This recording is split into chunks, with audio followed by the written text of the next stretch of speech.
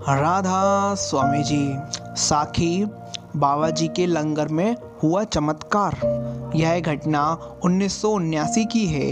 एक बार एक अभ्यासी सत्संगी भाई एक कमाई वाली सत्संगी माई से बात कर रहा था।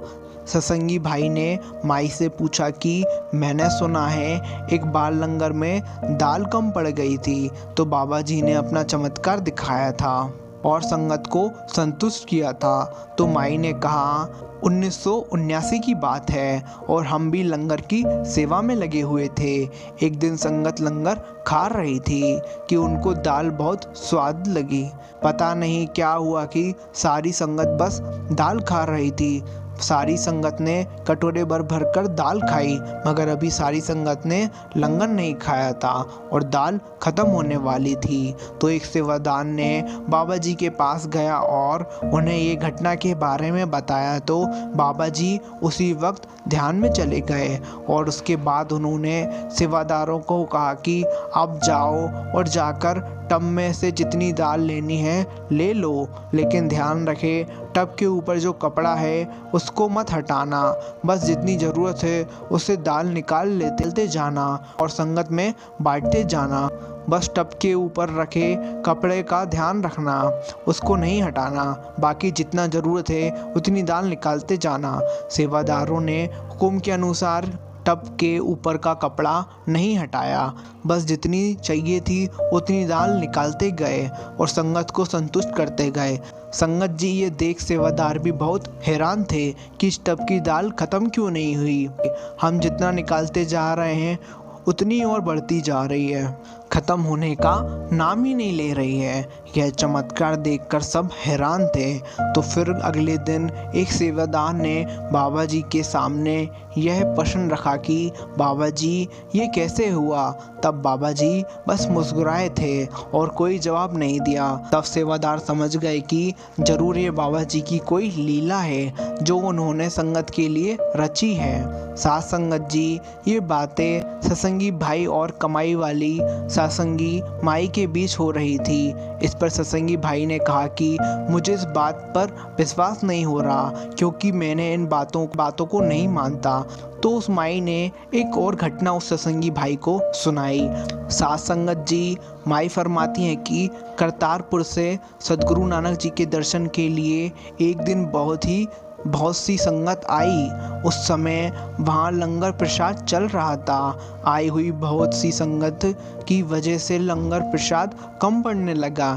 यह बात जब एक सेवादार ने गुरु नानक साहिब को बताई तो सदगुरु जी ने सेवादारों को हुक्म दिया कि कोई सामने कीकर के वृक्ष पर चढ़ के उसे हिलाए, उसमें मिठाइयाँ बरसेंगी और वो मिठाइयाँ संगत में बांट दें। यह बात सुनकर गुरु पुष्प श्रीचंद और बाबा लक्ष्मीदास जी बोले, बाबा जी कीकर का तो अपना कोई फल नहीं होता, उसमें मिठाई कैसे बरसेंगी। भाई लहरना ने कुछ नहीं पूछा और कीकर पर चढ़ गया और हिलाने लगे। उस समय दुनिया ने यह सब देखा कि कीकर से मिठाइयाँ बरसीं और वे मिठाइयाँ सारी संगत ने खाई। जब सारी संगत संतुष्ट हो गई तो भाई लहरना जी को हुक्म हुआ कि अब तुम नीचे आ जाओ। भाई लहरना जी से पूछा कि जब किसी संगत को भरोसा ही नहीं था कि कीकर से मिठाइयाँ बरसेंगी तो तूने कैसे मुझ पर भरोसा किया।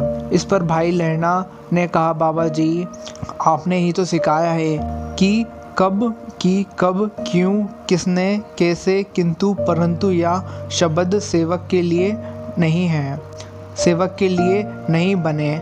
आप पर मेरा अटूट विश्वास ने कहा, जब बाबा जी ने कहा है तो मिठाइयाँ जरूर बरसेंगी।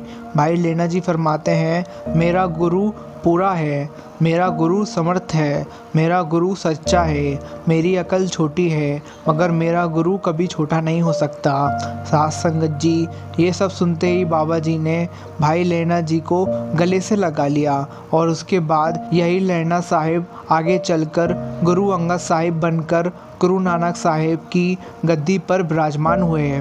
साथ संगत जी आज इस साखी से हमें यह सीख मिलती है कि हमें कभी भी अपने सद्गुरु से क्यों कैसे क्यों लेकिन किंतु परंतु नहीं करना चाहिए, क्योंकि सद्गुरु जानी जान होते हैं। जो भी बाल होता है वह उन्हें पहले से ही पता होता है। तो हमें अपने सद्गुरु से कभी भी सवाल नहीं करना चाहिए, हमें तो केवल उनका हुक्म मानना चाहिए।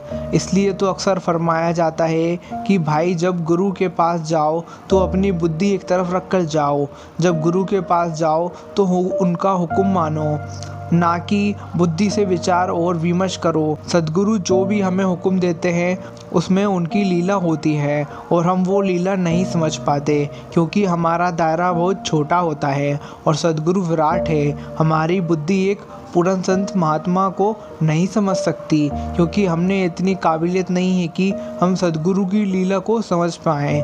यह भी उनकी एक कृपा है। साथ संगत जी, हमें गुरु के हुक्म को बिना किंतु परंतु किए स्वीकार करना है, ना कि बुद्धि से वाद विवाद करना है। सद्गुरु की पहुँच हमसे बहुत आगे है, उनका दायरा बहुत बड़ा है, उनके हुक्म में रहकर अपने जीवन को सफल बनाना है। तो हमें सिर्फ कुछ नहीं करना है, सिर्फ गुरु का हुक्म का पालन करना है। राधा स्वामी जी। आशा करता हूँ ये साखी आपको अच्छी लगी हो तो वीडियो को लाइक कर दीजिए, चैनल को सब्सक्राइब कर दीजिए। राधा स्वामी जी।